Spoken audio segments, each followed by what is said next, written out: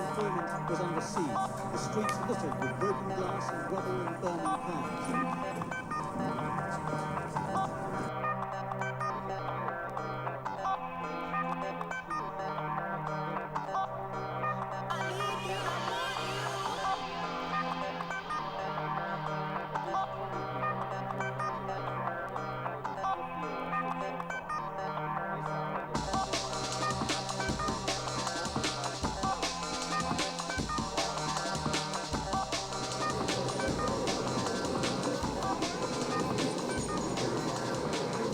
More than 40 police officers have also been injured.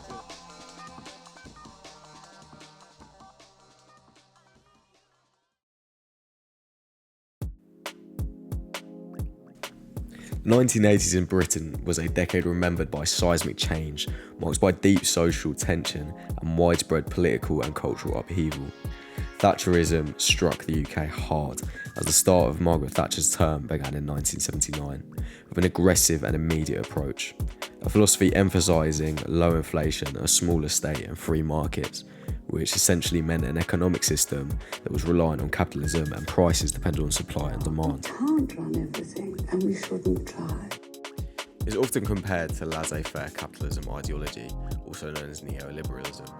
It removes the government's impact on the market and assumes that left to repair itself, it will do over time.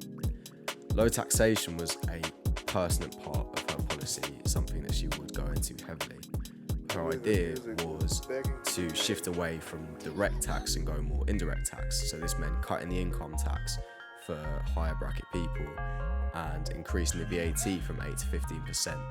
This was a hit for the working class, as there was already now a strong increase in inflation. Unemployment carried on rising through the 80s and reached an absolute peak in 1984. The main catalyst for this was the deindustrialisation of England's industrial backbone. This meant that it was abolishing all of the jobs such as steel manufacturing, shipbuilding and coal mining. And we had Mrs. Thatcher saying there's no such thing as society. And it did seem to be that out there in the kind of big, wide political world, it was every man for himself. And there was a kind of breakdown, really, in people taking kind of responsibility for each other, or kind of feeling that we were all in it together. It was an industry dominated by homeowners and young people trying to keep up with the inflation in the late 70s, moving on through the 80s. In 1980, about halfway through the year, it reached about 22.5% monthly RPI. Unemployment skyrocketed through the 80s, where in 84, it reached 11.9%, numbers that have yet to be reached again. The effect in Northern Ireland was devastating, having an average of 1 in 5 people actually working.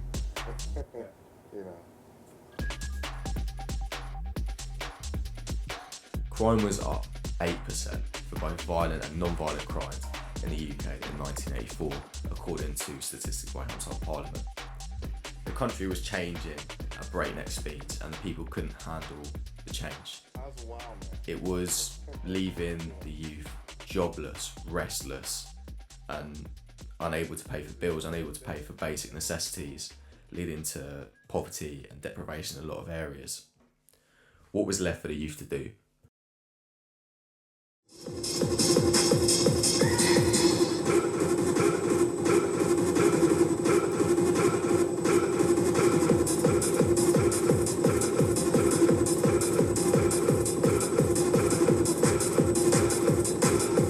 House migrated to the UK through many changing accounts, but in June 1986, with a Chicago mixtape with Midnight Sunrise by Nelly Mixmaster Rush and Jackie Rowe, technology had advanced greatly. The Roland TR-808 drum machine was greatly in favour and marked a new era of production, with deep bass lines sampled through the TB-303 and soul, funk, sort of disco vocals of samples.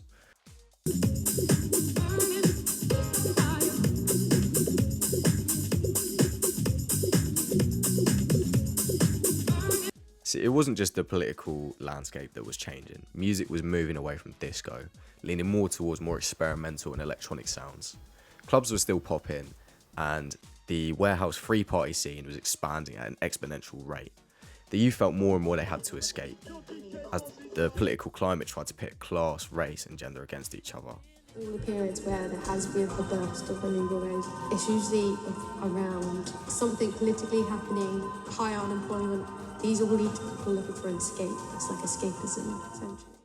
The Public Order Act in 1986 empowered police to ban gatherings likely to cause serious public disorder, but it was more used in a tyrannical way for a controlling government to police the youth. This created a whole lot more conflicts, as if there already wasn't enough between the police force and the youth. Police became more violent, more aggressive, and using stronger methods to disperse these crowds that would keep popping up. I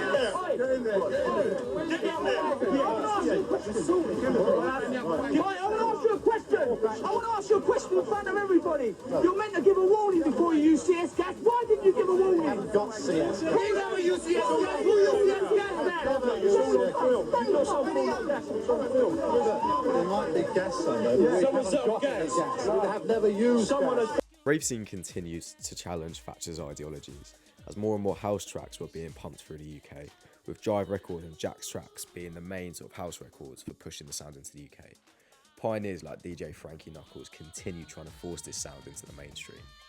Love Can't Turn Around by Farley Tapmaster Funk charted number 10 in UK singles in September 1986.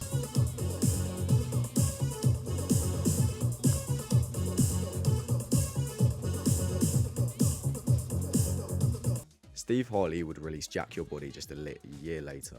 This charted number 1 in the UK singles. This was an absolutely revolutionary moment for the rave scene, and it displayed what a change in sound would be and the new face of the club scene.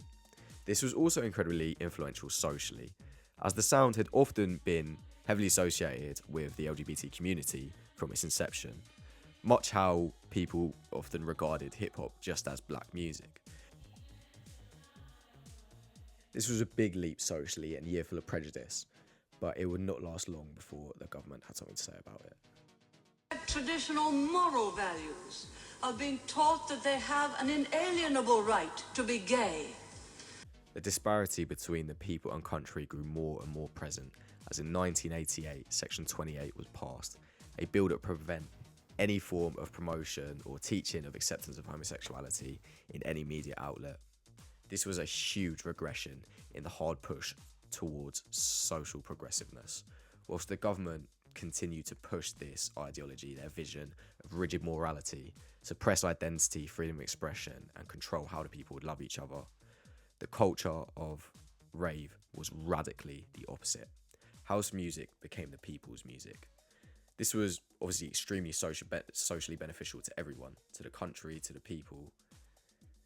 They were all looking for a release, and the youth and older people as well had been outcasted in their own home, inspired by this new DIY ethos, a new wave of passion for a culture that just made you feel part of something bigger than yourself and the music. They were fighting for the rights of the people. Historically, escapism has been through outlets of entertainment. During the 1933 Great Depression, 3 million people found themselves unemployed and lost. Radio and cinema became the rave. By 1939, 2 million tickets were selling weekly and 75% of homes had a radio. In this way, a utopian community was formed in opposition to the alienation of Thatcherism.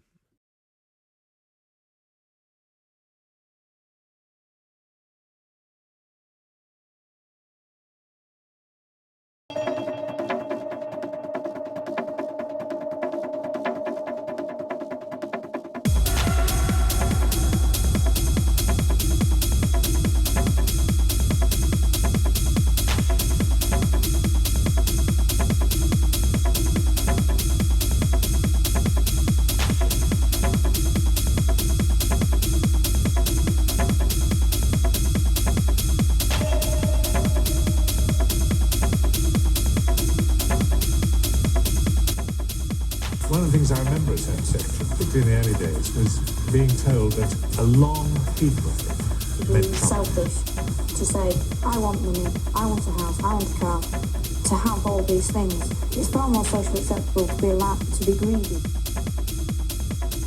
The second summer of love was in 1989. Acid house had taken over and the rave culture was bigger than ever. Pounding 303 bass lines could be heard on every single corner. It was very reminiscent of the 60s summer of love, but driven on acid house, techno, hedonism and ecstasy. It took the scene from the underground sound to the front cover of newspapers and BBC documentation. Spaced Out was a very popular title from back in the day. People lapped this sort of paper up, especially the older people who would only sort of associate the scene with drugs.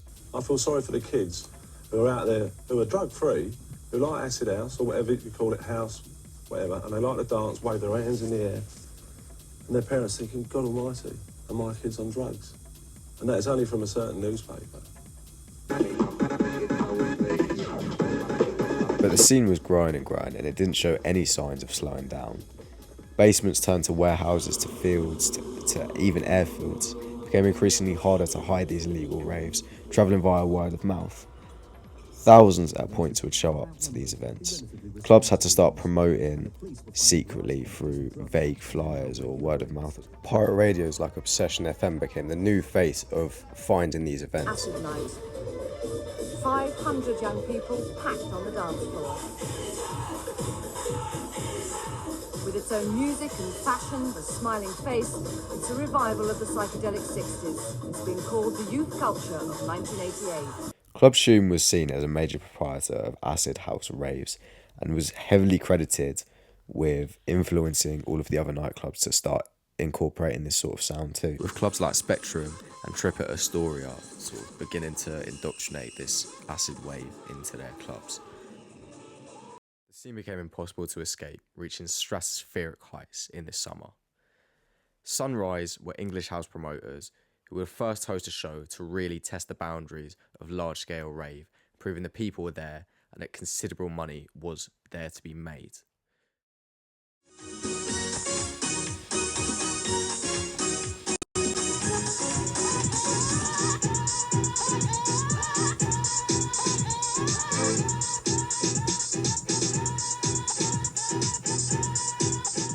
Sunrise set the bar high.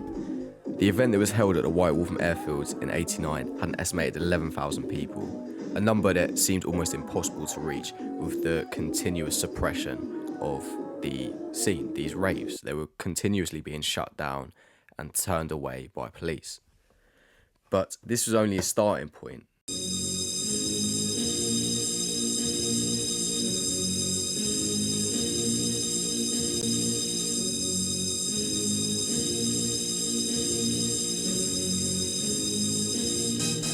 The biology party in Clapham was said to have garnered 20,000 people or even more.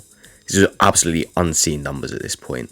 Ticket sales alone were bringing in a considerable profit, and this didn't even include the merch sales and drink sales that come along with it.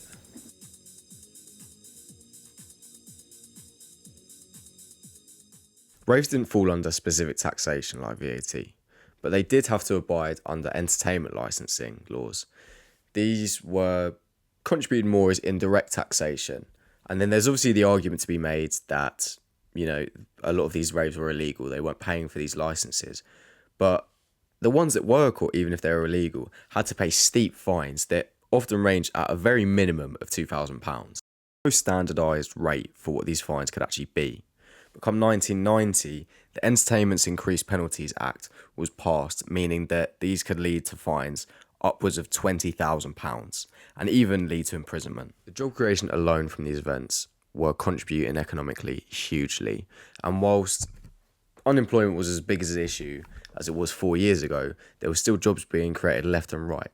On site staff, there were a plethora of temporary roles like security, staff. You had ticketing, you had cleaning, you had production crews, DJs, MCs, lighting rigs. All these people had somewhere to work and some money to earn. But it wasn't just the job creation, it was the outside, how it affected local economy as well. Thousands, tens of thousands weekly were travelling. People needed food, accommodation, and the transport alone was making a considerable portion in this time. Everyone was travelling as these big raves were taking part all over the country. It was never just in one area. Nighttime Industries Association estimated that the nighttime economy contributed 1.6% of GDP, which equated to 36 billion. So it wasn't just the scene, it was benefiting everyone. You know, shops were making money, transport were making more money, all the hotel industry, all the housing industries, they were making considerable amounts more as people needed more places to stay as they were travelling all around the country, opening up many jobs in the artistic sector. DJs were making more money than they had before, with more and more and bigger venues opening up. Photography was such a big aspect of it. Tony Davis was a prime example. His photos were just showing and displaying what the feeling was, what the vibe was at these places, and people loved it. He made a career out of going to raves and taking photos of it, following his passion. Under the shadow of austerity, division and control, the house and acid scene gave way to something radical, a movement built on progressiveness and unity and rhythm. Beginning in basements and dingy warehouses, exploded into a cultural revolution and gave people purpose, transforming unused spaces into a pit of burning passion, even spawning its own fashion culture, a safety net for a generation of black, white, gay, straight, rich or poor left behind. It provided jobs where gaps were made and benefited the local economy around it. It was a revolution with a baseline.